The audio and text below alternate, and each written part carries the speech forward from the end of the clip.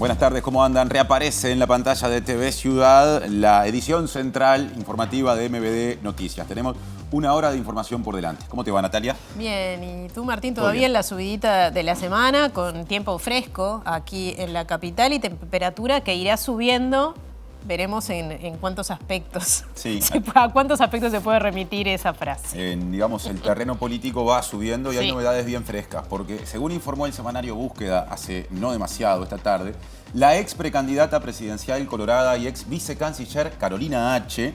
anunció que no votará al candidato presidencial Álvaro Delgado en el balotaje por la presunta destrucción de documentos realizada en Torre Ejecutiva vinculados al otorgamiento del pasaporte en su momento a Sebastián Marcet, caso que sigue a estudio de la Fiscalía. Consultado al respecto, el candidato Yamandú Orsi no descartó convocar a la dirigente colorada al tiempo que presentó otros apoyos provenientes de ese partido y del Partido Nacional. En paralelo, el otro candidato, Álvaro Delgado, aseguró confiar en que hay una mayoría silenciosa que le dará la victoria y dijo que en ese eventual escenario convocaría al Frente Amplio a integrar el gabinete. Simplemente algunos de los asuntos vinculados a la campaña. Como siempre decimos, hay otros temas para atender. Repasamos los titulares. La jueza Silvia Urioste procesó con prisión al militar retirado Eduardo Ferro, quien ya está preso por otros crímenes del terrorismo de Estado, por el secuestro en 1978 de Universindo Rodríguez, Lilian Celiberti, su hijo Camilo Casariego y su hija Francesca Casariego. El politólogo Oscar Botinelli, presidente de Factum, lamentó lo que definió como intolerancia del sistema político con los datos de las encuestas, dependiendo del resultado que den. El economista Ignacio Muncho, director ejecutivo de Ceres, desaconsejó subir impuestos en una actividad orientada al desarrollo futuro del país. Organizaciones sociales de San José se manifestaron en la Plaza Independencia en Montevideo contra el proyecto Neptuno en el marco de los 30 años de la aprobación de la Ley de Evaluación de Impacto Ambiental. En el marco del mes de lucha contra la violencia basada en género, la Intendencia de Montevideo informó que la demanda de atención de víctimas va en aumento y produce un desborde en sus servicios. El presidente brasileño Luis Inácio Lula da Silva dijo que el lanzamiento de la Alianza contra el Hambre y la Pobreza y el inicio de las discusiones para agravar la acumulación de riqueza fueron los principales logros de la presidencia brasileña del G20, que concluyó este martes. Rusia advirtió que un eventual ataque ucraniano a su territorio con misiles estadounidenses ameritaría una represalia, pero que su país está firmemente a favor de evitar una guerra nuclear.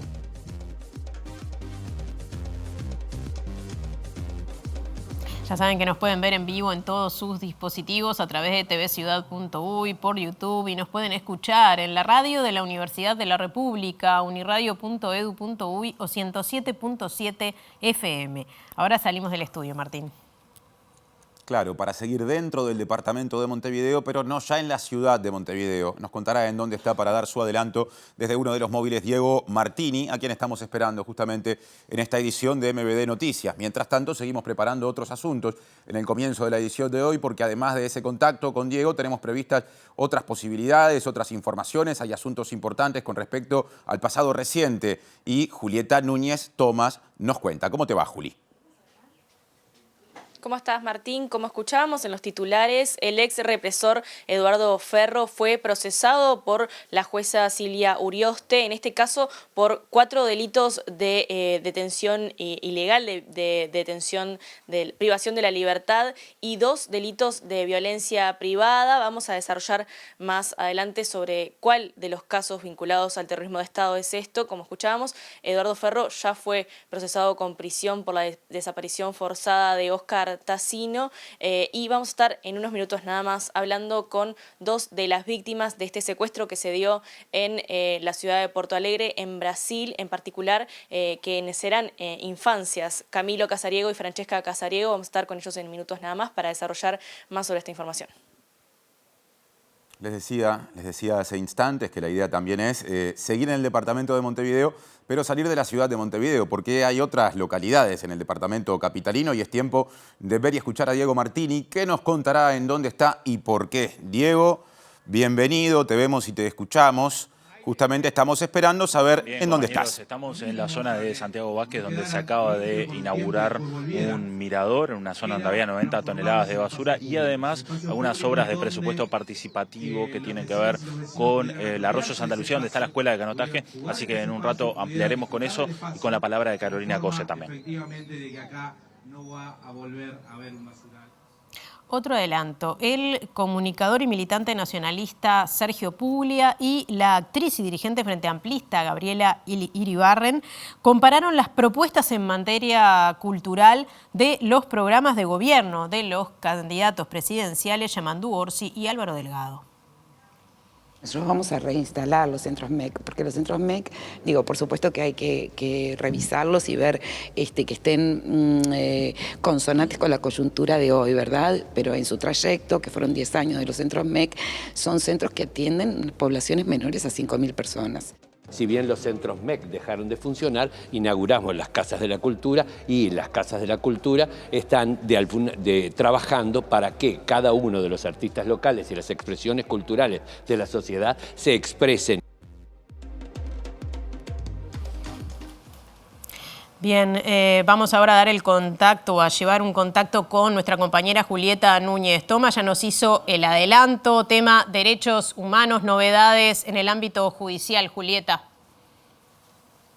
Así es, Natalia, no es la primera condena por esta causa, ya hay 3 militares que fueron procesados por esta causa, uno de ellos igualmente está prófugo en España, pero hoy se generó la noticia a partir del observatorio Luz Ibarburu de que Eduardo Ferro, el ex represor, que está preso ya por otros delitos vinculados al terrorismo de Estado, fue procesado por, como decíamos, la privación de libertad y la violencia privada, el secuestro ilegítimo de 4 ciudadanos uruguayos y en particular 2 niños, un niño y una niña, y estamos con quienes ahora son ya grandes, esta pareja de hermanos que sufrió este secuestro desde Brasil, un traslado a Uruguay.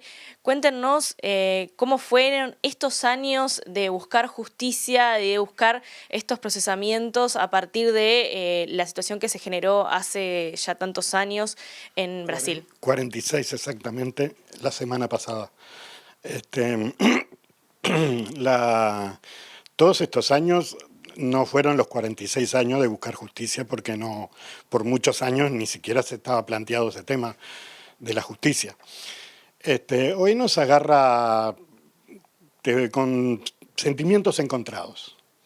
Un poco de alegría porque en definitiva se va como resolviendo nuestro caso, y también un poco de desazón porque pasaron 46 años. Nosotros éramos 2 niños en ese entonces, hoy somos 2 adultos con hijos y bueno, entonces vemos que pasan tantos años esperando por algo que bueno, al fin se dio. Por eso la alegría, pero también una situación de desazón por el resto de nuestra familia que luchó tanto por la justicia que hoy no está. Francesca, ustedes participan del colectivo Memorias en Libertad, justamente vinculado a... ¿Me ibas a decir algo? Sí, de Jacarandá Cultura de la Memoria. Jacarandá Cultura de la Memoria, perdón. ¿Cuál es la particularidad que tiene las infancias que han sido violentadas durante el terrorismo de Estado, que han sido parte de las víctimas del terrorismo de Estado? ¿Qué significa también que se generen fallos en estas causas en particular?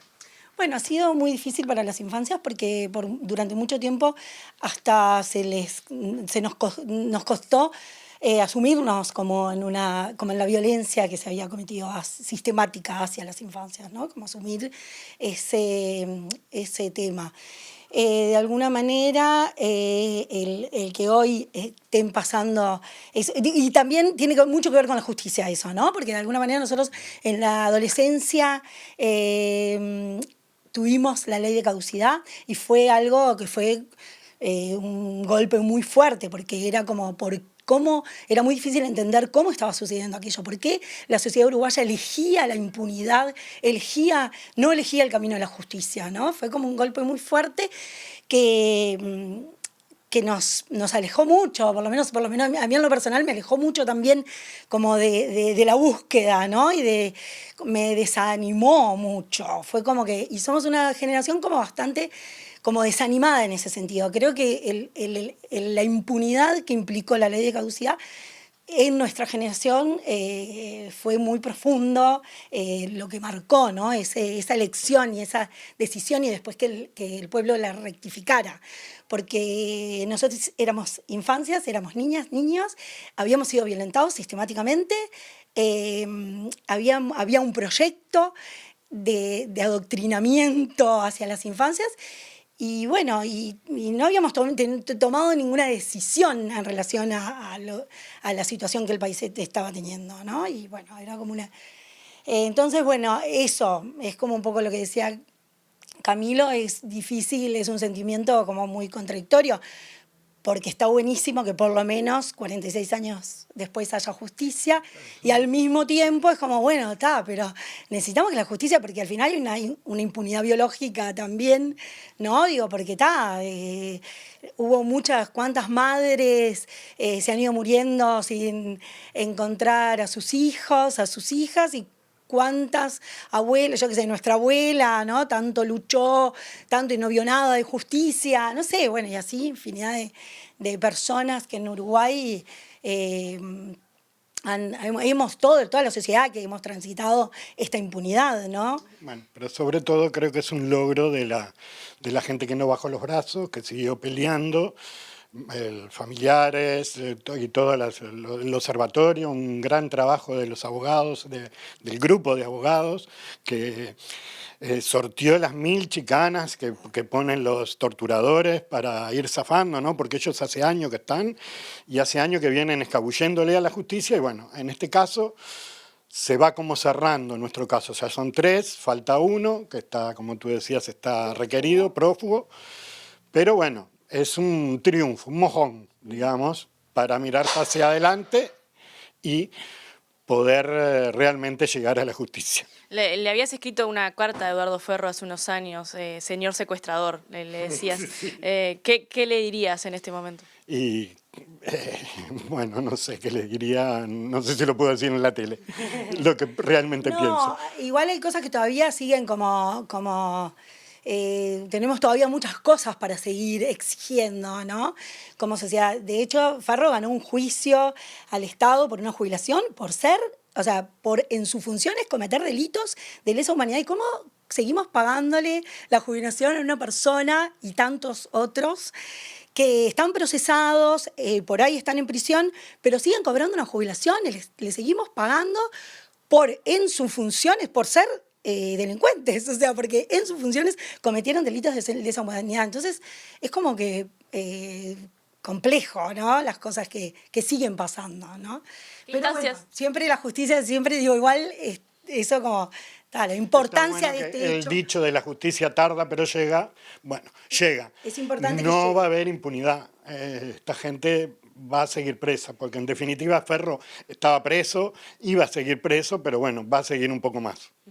Muchas gracias. Gracias. No, gracias a ustedes. Gracias a los dos por estos minutos. Vamos a continuar con este tema y como les mencionaba, esta sentencia se dio también por 2 víctimas más de este caso, que es la madre de Camilo y de Francesca, que es Lilian Ciliberti, y quien era su pareja en ese momento, Universindo Rodríguez. Muchas gracias, Julieta y resto del equipo. Ahora abrimos el diario de campaña. Últimas páginas ya a esta altura del diario de campaña. Sí, falta muy poco para el balotaje y justamente en ese contexto el candidato presidencial Álvaro Delgado dijo que confía en el peso de lo que definió como una mayoría silenciosa que no responde a las encuestas y que él considera que lo va a beneficiar en términos electorales. Además asegura que no descarta designar a gente del Frente Amplio en su gabinete en caso de ganar el balotaje el próximo domingo. Lo mismo que dije para el 27 de octubre, lo digo ahora, hay una mayoría silenciosa que no responde y que se va a manifestar el mismo día de la elección. Con mucha tranquilidad, pero que va a comparar quién está preparado para gobernar, quién está aprobado, quién tiene programa, quién tiene equipo, quién es creíble. Y esa decisión para mucha gente no la dice en una encuesta, esa decisión la dice en el momento de votar. Así que la misma mayoría silenciosa que dio resultados diferentes que lo que daban las encuestas previos, seguramente ratifique lo que yo estoy proponiendo, lo que estoy ofreciendo, que es un rumbo, que es certezas y continuar con este Uruguay, que es un mejor país que el 2019. Además, entrevistado por Búsqueda, Álvaro Delgado aseguró que se plantea la posibilidad de instalar un gobierno de unidad nacional en caso de ganar el próximo domingo, y en este sentido no descarta tener ministros del Frente Amplio en áreas en donde logre alcanzar acuerdos con la oposición. No descarto, y voy un poco más, me parecería muy interesante y sería una oportunidad para Uruguay que en algunos temas en donde nos pongamos de acuerdo en la ejecución de estos, quienes lo hagan no sean miembros de la coalición. Además, dijo que si bien no hubo un pedido oficial, no descarta que haya un ministro del Partido Colorado al frente del Ministerio del Interior.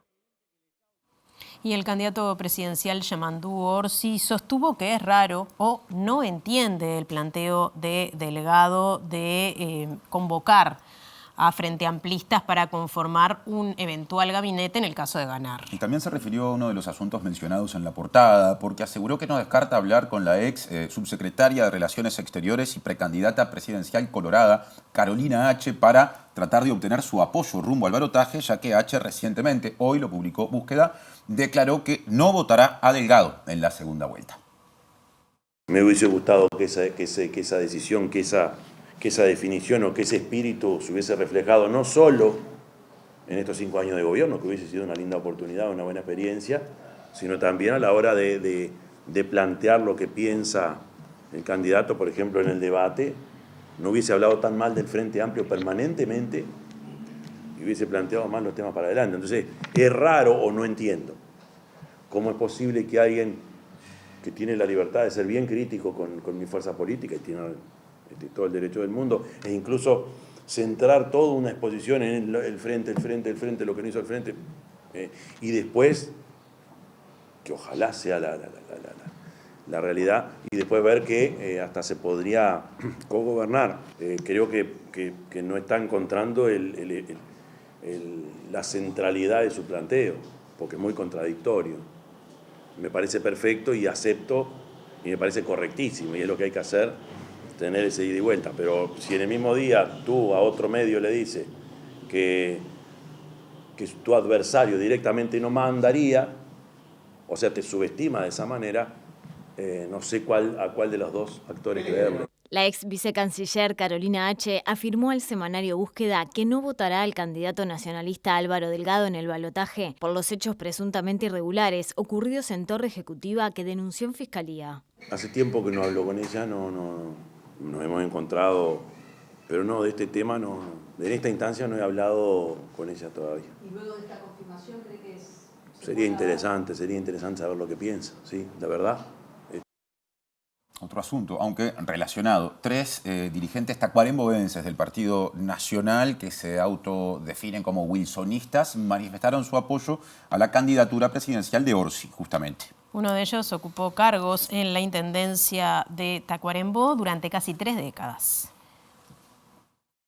Luis Guedes, quien durante 28 años fue director de promoción social de la Intendencia de Tacuarembó y se define como wilsonista, decidió apoyar en esta elección a Yamandú Orsi a través de la agrupación UNIR de Fernando Amado, al igual que su hijo Joaquín y la doctora Ángela Viera, también wilsonistas.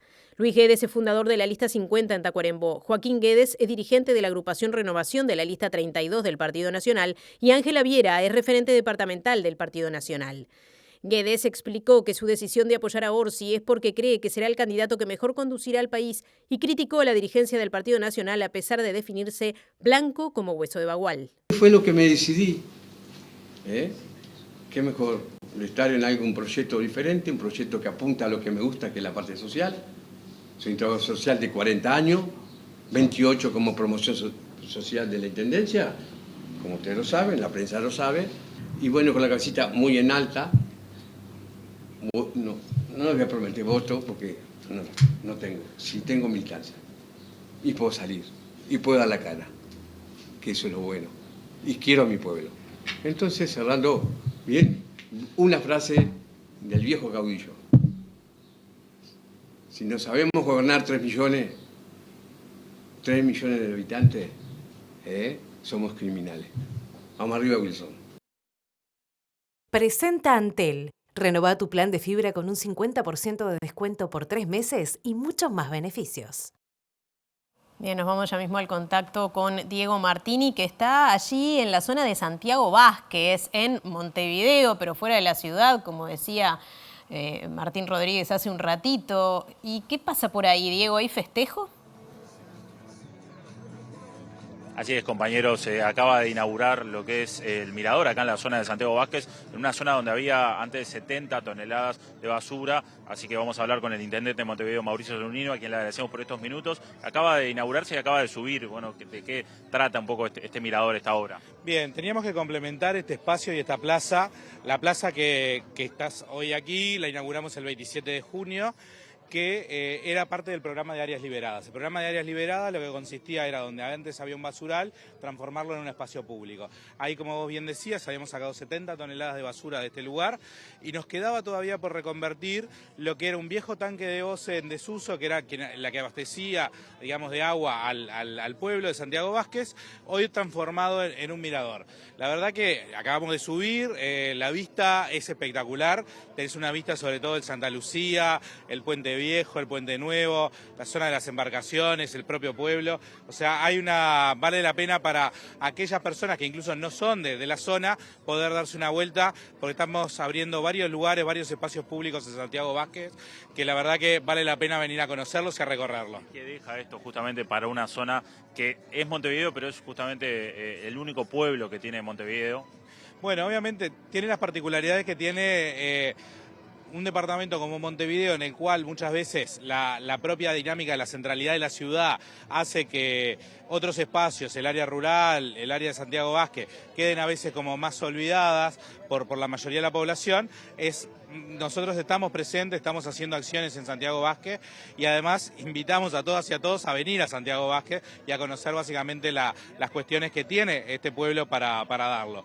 Complemento con esto y con una cosa que sacamos hace unos días. Uno de los circuitos que tiene el bus turístico nuevo incluye la avenida Santiago Vázquez, con lo cual eso también ayuda a que podamos venir y conocer este hermoso pueblo de Montevideo, que tiene sus particularidades, que tiene sus características y que vale la pena venir a disfrutarlo. Bueno, la palabra entonces del intendente Mauricio Zunino, tras lo que es la inauguración entonces de acá, de este mirador en Santiago Vázquez. Presentó Antel. Renová tu plan de fibra con un 50% de descuento por 3 meses y muchos más beneficios. Bien, y ahora les contamos que el economista Ignacio Muncho, director ejecutivo del Centro de Estudios de la Realidad Económica y Social, desaconsejó subir los impuestos y opinó que hay que acelerar el crecimiento económico. Lo dijo durante una ponencia titulada El Uruguay Optimista, lecciones para avanzar rumbo al desarrollo. En el estudio El Uruguay Optimista, lecciones para avanzar rumbo al desarrollo, se les plantea la necesidad de entender la relevancia que tienen los factores externos para la marcha de la economía uruguaya y destaca especialmente el desarrollo que están teniendo en Uruguay dos sectores como lo son el forestal y la tecnología de la información. En este marco, el economista Ignacio Muncho fue consultado sobre las promesas electorales de no subir la carga tributaria. Sería tremendamente contraproducente subir impuestos en el contexto actual donde el crecimiento es prioridad. Uruguay no crece. Ha crecido solo 1% en la última década promedio anual, no alcanza para poder generar las condiciones para que las políticas públicas generen los cambios que el país necesita. Sería muy malo que se incumpliera, entonces discrepo con los comentarios de decir que no se puede sostener porque creo, y lo decía hace 5 años atrás cuando asumía este gobierno, que está terminando, que era muy importante no subir los impuestos porque la carga tributaria ya es excesiva y está al límite de lo tolerable para invertir en el país. Y hay que tener claro que esto se queda demostrado en que los sectores que logran crecer, trascender y expandirse tienen aspectos tributarios que son específicos, tienen sistemas que se han ido adaptando a lo largo del tiempo para promocionar las inversiones, para promocionar las exportaciones y eso hay que mantenerlo y mejorarlo para poder tener expectativas positivas de crecimiento hacia adelante.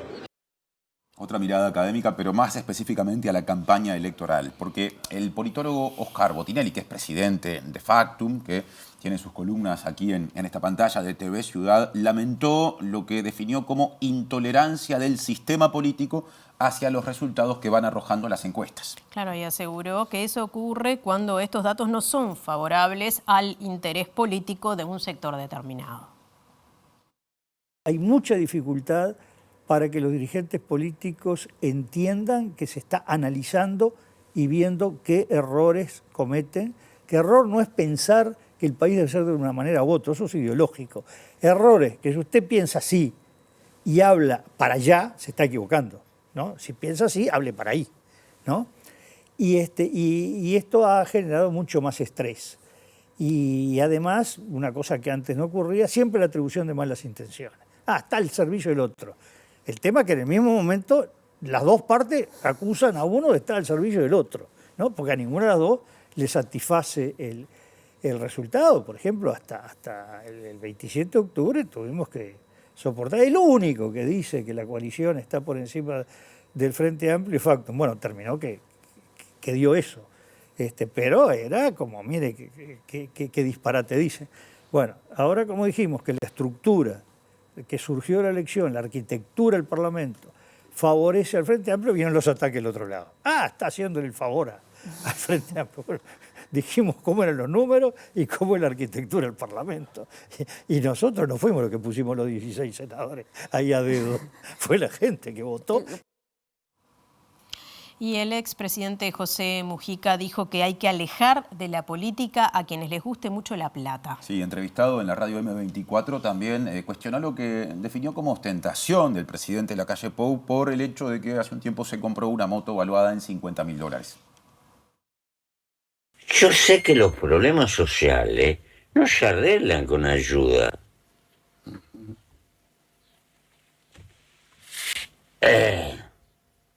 Pero si quienes tienen el poder y tienen un buen sueldo y capacidad de decidir, no son capaces de compartir algo, no tienen autoridad moral para encajarle impuestos a los que hay que meterle y obligarlos a que pongan el huevo. ¿Me entendés?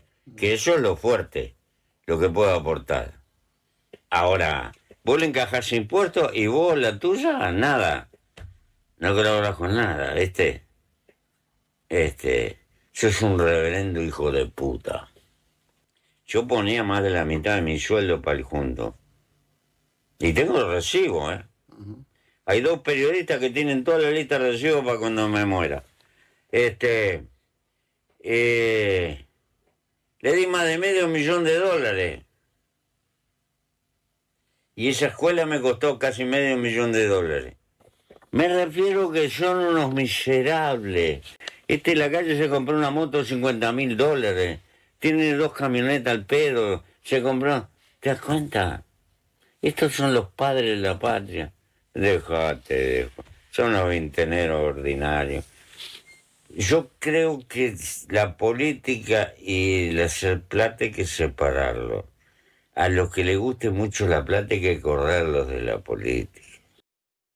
Ahora vamos a cambiar de tema. Les contamos que organizaciones sociales, en este caso del departamento de San José, se manifestaron en la Plaza Independencia en Montevideo contra el proyecto Neptuno. Contexto: orientaba a construir una planta potabilizadora de agua a orillas del Río de la Plata. Y esto lo hicieron porque se conmemoran los 30 años de la aprobación de la Ley de Evaluación de Impacto Ambiental. Porque los colectivos consideran que esta iniciativa es inconstitucional y que implica impactos ambientales significativos. La movilización fue convocada por los colectivos Nodo Acá, el Neptuno No, Agrupación Tucutucu y Grupo de Productores de Rincón del Pino. Hoy se conmemora acá en el Radisson, el Ministerio de Ambiente hace como un conversatorio por los 30 años de la Ley de Impacto Ambiental. Entendimos que Arasatí, de lo que es la Ley de Impacto Ambiental, la verdad que tiene mucho que desear, porque todo lo hacen, para nuestro entender, desde una computadora. Nunca fueron a Arasatí. Y no sé de dónde sacan los datos, porque los datos que mostraron en la audiencia pública sabíamos que no eran reales. Entonces, ¿de dónde sacan los datos para hacer un impacto ambiental de tal magnitud que nunca se ha hecho acá en Uruguay un polder o una planta de ese tamaño? Y para nosotros es inconstitucional por la privatización del agua. Actualmente rige una medida cautelar establecida por la justicia, impulsada por colectivos, que dejó en suspenso la firma del contrato entre OCE y el consorcio empresarial que presentó el proyecto. Paralelamente, continúa el trámite de autorización ambiental en la cartera de Ambiente. Y el presidente del sindicato de UTE, Gonzalo Castelgrande, destacó el trabajo de la fiscal Sabrina Flores en la investigación del intento de compra de un dron a la empresa Vertical Skies y cuestionó las actuaciones acerca del mismo tema hechas previamente por la ex fiscal Gabriela Fossati en el marco del caso Astesiano. Claro, Castelgrande dijo que Flores deberá establecer si hubo responsabilidades de las autoridades de UTE en esa compra que finalmente no se concretó y también si hubo coimas, ya que Vertical Skies en su momento, como decía Natalia, tuvo vinculaciones con Alejandro Astesiano, el ex jefe de la custodia presidencial. Si recibió coima, no sabemos. Tenemos los audios, las grabaciones que lo hemos hecho público en los programas de nuestro radio, por comunicado, etc. Sí, el tema de las compras sí. O sea, lo que al final se terminó pagando fue el software para un dron que no se va a utilizar. O sea, ahí hay un elemento que hay que investigar indudablemente porque es una compra pública que está muy mal hecha. ¿Eran $750.000? Más 250.000 del software, o sea, cerca de $1 millón. Y después, bueno, ahora por suerte, vuelvo a decir, hay una fiscal que está investigando como corresponde. La verdad nosotros tenemos plena confianza en este proceso que se inició ahora. No tanto en el del anterior, cuando estaba la fiscal Fossati, porque la verdad ella misma reconoció públicamente que lo hizo intencionalmente, que no investigó. Mucho menos iba a investigar lo del dron, no investigó las cosas mayores, ¿no?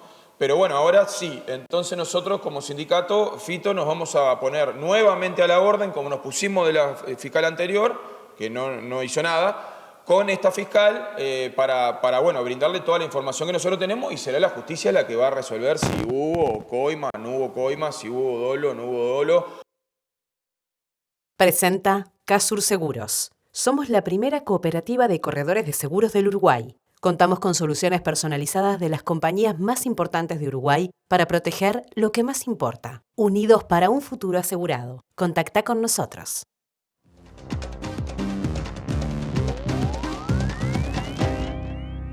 En la cumbre de la agenda del G20, digamos, o en la agenda de la cumbre del G20, que se desarrolló en lo medular hasta hoy, estuvo muy presente el tema de la desigualdad. De hecho, en un ratito, en el segmento internacional, va a estar arriba de la mesa. Pero ahora, en clave de análisis económico, lo va a abordar Germán de Agosto en su habitual columna. ¿Cómo te va, Germán? ¿Cómo andas, Tincho? ¿Todo bien? Todo bien. Sí, vamos a arrancar simplemente contextualizando cuál es la situación. Y acá lo que tenemos en el gráfico es básicamente la desigualdad de ingresos. Y está repartido, fíjate que la primera torrecita corresponde a lo que captura el 50% de menores ingresos de la población. Después tenemos el 40% que va en el medio y ya sobre el final tenemos el 10% de ingresos más altos y por último el 1% que es un subconjunto de ese 10%. Sí, entonces, fíjate que cuando miramos lo que captura el 52%, básicamente es más de la mitad del ingreso total del mundo, justamente lo captura el 10% de mayores ingresos. Ajá. O sea que el 50% de menores ingresos captura apenas el 9%. No llega a los 2 dígitos. Del ingreso, exactamente. Y esto es ingreso, Tincho. Si vamos a la siguiente placa, vamos a ver riqueza y fíjate cómo se acentúan las diferencias. Tenemos la misma lógica, ¿no? 50% de menor riqueza, sí. 40% intermedio y los tramos superiores. Y fíjate que básicamente casi el 40% de la riqueza total queda justamente capturada por el 1% de la población más rica del mundo. Claro. O si querés, si tomás el 10%, es el 76%, ¿no? 3/4 de la riqueza global está concentrada en el 10% superior. ¿Sí? Eso es un poco para dar marco a lo que se está discutiendo hoy. Sí. Y fíjate, ahora vamos a la siguiente placa y tenemos otra perspectiva. Básicamente acá lo que estamos mirando es cuánta riqueza acumulan los billonarios, si se quiere, los 1000 millonarios, dependiendo de la parte idiomática, ¿sí? Cuántos ceros le metemos al billón. Ahí vos usás la palabra trillón o trillones. 3 ceros. Ahí seguimos agregando ceros, o sea, queda algo que es desorbitante, pero acordate que esto es riqueza acumulada de todos. ¿Sí? Básicamente son 14,2 trillones de dólares lo que captura, ¿sí? Todos los que tienen un patrimonio por encima de los 1000 millones de dólares, o los billonarios si se quiere. ¿Sí? Y fíjate algo particular, ¿no? Mirá cómo en la pandemia cae, pero mirá lo que es el aumento posterior en 2021, cómo sube justamente la parte que se apropia, ¿no? Después de la pandemia y también cómo subió en 2024. Claro. ¿Sí? Así que acá tenemos la riqueza acumulada por los superricos, que es como un concepto que está muy de moda. Y si damos una placa más, ahora vamos a ver cómo ha evolucionado el número de personas que son justamente billonarios o tienen un patrimonio superior a los 1.000 millones de dólares. Y también, fíjate la lógica después de la pandemia, ¿no? Mirá cómo sube entre 2021 y 2022 y hoy tenés cerca de 3.000 personas que tienen un patrimonio superior a esos billones, a esos 1.000 millones de dólares. ¿sí? Entre ellas algunas célebres como Musk, como Zuckerberg, como en fin, muchas que son parte o que están asociadas a empresas tecnológicas y seguramente haya otras de perfil más bajo, porque en realidad son simplemente una muestra, ¿no? Por supuesto, sí. Ahora mira, vamos una plaquita más. Y acá tenés el top 3 hoy de la revista Forbes. Esto es básicamente, acá tenemos a Bernard Arnault, después tenemos Elon Musk, muy sonado. A ese lo mencioné. Exacto, y va a tener mucha repercusión. Por eso también se puede hablar de, bueno, estamos ante el triunfo de la plutocracia, porque de alguna manera, fíjate que va a ocupar un cargo en el segundo mandato de Donald Trump como un auditor de la eficiencia del gobierno. Eso creo que nos da los trazados, si querés, o los contornos del mundo que se puede llegar a venir en torno a esta problemática, ¿no? Y también la urgencia con la cual hay que abordarla. Fíjate, en naranja lo que tenés es cuál es el patrimonio, ¿sí? En billones de dólares en el 2019. Claro. Y fíjate lo que es en 2024 en celeste, ¿no? 233 billones de dólares, 195 billones de dólares, 194 billones de dólares. Arnault y Musk multiplicaron en 5 años su riqueza. En el caso de Bezos, tuvo ingresos más modestos, por decirlo de alguna manera. Pobre Bezos, realmente no le fue tan bien como a los dos que van liderando el ranking Forbes de las personas más ricas. Y ahora vamos a ver justamente la asociación entre lo que es la riqueza y la concentración y lo que es el poder. Vamos a la siguiente placa y fíjate, ¿no? Esto es el ciclo electoral 2024 en Estados Unidos y estos multimillonarios o 1.000 millonarios donaron por lo menos 695 millones de dólares, que es el 18% del total recaudado para las campañas de estos dos candidatos. En particular, el 33% de la financiación que tuvo Donald Trump proviene justamente de estos súper ricos. Con Kamala Harris es un poco menos, pero es el 6%. O sea que, de alguna manera, eso también te da las pautas de lo que se puede venir y lo difícil que puede ser la economía política del tipo de reformas impositivas que están tratando de promover, ya sea por el impuesto a los súper ricos o ya sea por la tributación mínima global a las empresas que son multinacionales. Sí, dice muchas cosas eso que estás mostrando. Por un lado, la incidencia que tienen en general, lo que tratan de tener haciéndolo y financiando con independencia de cuál partido, ¿no? Pero también dice de una mayor cercanía a la visión económica de Donald Trump. Y ahí el lazo que hacemos justamente con Musk, ¿no? De alguna manera ese combo puede ser bastante problemático de acá para adelante. ¿Sí? Ahora vamos una más y ya para cerrar tenemos justamente lo que se está discutiendo hoy, que es la propuesta que encargó a los economistas franceses, ¿sí? En particular a Ariel Zuckman, que presentó en junio esta idea de gravar con una tasa mínima del 2% a estos 3.000 millonarios o 1.000 millonarios de lo que estamos hablando, ¿sí? Con el objetivo de recaudar entre 200 y 250.000 millones de dólares a efectos de combatir justamente la desigualdad, el hambre y la pobreza, que es uno de los estándares que puso básicamente Lula en el marco de este G20 que se está discutiendo hoy. Y esto es lo que destacaba Zuckman, que por primera vez desde que se creó el G20 se están discutiendo estos temas y encuentran un consenso relevante dentro de las partes, ¿sí? Básicamente tiene que ver con el mundo que delineamos, ¿no? Muchas gracias, Germán. Interesantísimo. Y la semana que viene seguiremos hablando de asuntos económicos. Nos vemos el martes, Tincho. Seguimos haciendo MBD Noticias. Hay un móvil pronto. En fin, seguimos adelante. Presentó Casur Seguros. Somos la primera cooperativa de corredores de seguros del Uruguay. Contamos con soluciones personalizadas de las compañías más importantes de Uruguay para proteger lo que más importa. Unidos para un futuro asegurado. Contacta con nosotros. Actividad de campaña del Frente Amplio con la presencia del expresidente José Mujica. Allí está Martín Duarte. Contanos, Martín. Gracias, Natalia. Bueno, está finalizando esta actividad que convoca a la representación de Cambadu. Está en la mesa Luis Isaurralde, justamente de Cambadu, también el ex dirigente de la bebida, que estuvo participando activamente en la campaña del espacio 609 Richard Cecilia Cario, y José Mujica, Mujica que se refirió en gran parte de su alocución a los modelos de gobierno, en particular señalando que había defendido a los mayas oros y la importancia justamente de alguna forma inyectar y apoyar a los pequeños comerciantes y emprendedores. También, bueno, una capitulación a distintos aspectos de lo que había sido el gobierno de la calle Pou, favoreciendo justamente activamente a los mayas oro.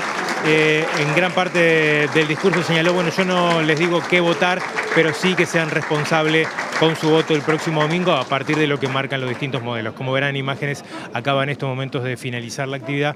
Vamos a ver si podemos recoger la palabra de Mujica más adelante para próximas ediciones de MBD Noticias.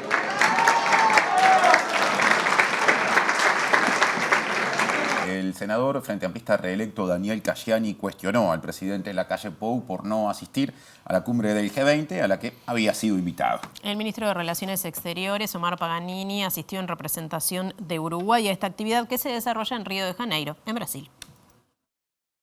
Y no concurrió como un carácter de invitado a una cumbre muy importante, que en este caso es el G20, que es del grupo de los países más importantes del mundo. Está Estados Unidos, Francia, China, Rusia. Representan nada más ni nada menos que el 75% del comercio mundial, el 85% del PBI, 2/3 de la población mundial. Ahí se definen cosas importantes. Quien ejerce la presidencia es Brasil, el presidente Lula. Lula invitó a países de Latinoamérica que no integran este grupo, en este caso Uruguay. Fue Paraguay, bueno, fueron Chile, fueron países como Colombia. Y lamentablemente el Uruguay asistió con una diferente categoría, es decir, le bajó la categoría de la asistencia, fue el canciller de la República.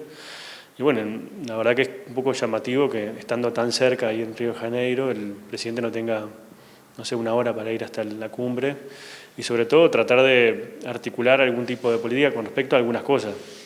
Ni que hablar del tema de estar presente como bloque regional en Mercosur en una instancia tan importante, ni que hablar que en diciembre va a ser la cumbre del Mercosur aquí en Uruguay y se están negociando, se están terminando de procear el posible acuerdo Mercosur-Unión Europea. Ahí están los principales países de Europa que tienen por lo menos interés en ese tema. Sería bueno que el presidente esté, ni que hablar la relación con China y el ámbito bilateral que sin duda ha sido una apuesta del Uruguay en general, y ni que hablar de poder también tener una presencia en aspectos que hacen no solamente los temas comerciales, sino políticos.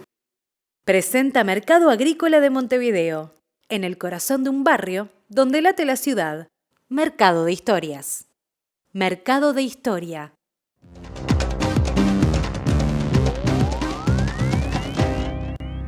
¿Qué tal? Buenas noches. Abrimos el capítulo internacional y antes de meternos en lo que dejó la cumbre del G20 en Río de Janeiro, tenemos que decir que de última hora el gobierno de Estados Unidos ha reconocido a Edmundo González Urrutia como presidente de Venezuela. Esto ocurrió luego de que el secretario de Estado de los Estados Unidos, Anthony Blinken, lo hiciera a través de las redes sociales y dijo que la voluntad del pueblo debe respetarse, reconociendo formal y oficialmente de esa manera a Edmundo González. Veremos qué repercusiones, naturalmente, va a tener esta decisión de Estados Unidos, que está tomando muchas a pocos días, digamos, de que se vaya el presidente Joe Biden del gobierno. Todo esto tiene que ver también con lo que ha pasado en el G20, que como hemos dicho ha estado transversalizado por el triunfo de Trump, pero de todas maneras el presidente Lula, que hoy le pasó la presidencia pro tempore del grupo al presidente sudafricano Cyril Ramaphosa, se va conforme con los logros obtenidos, sobre todo la Alianza para combatir la pobreza y la desigualdad,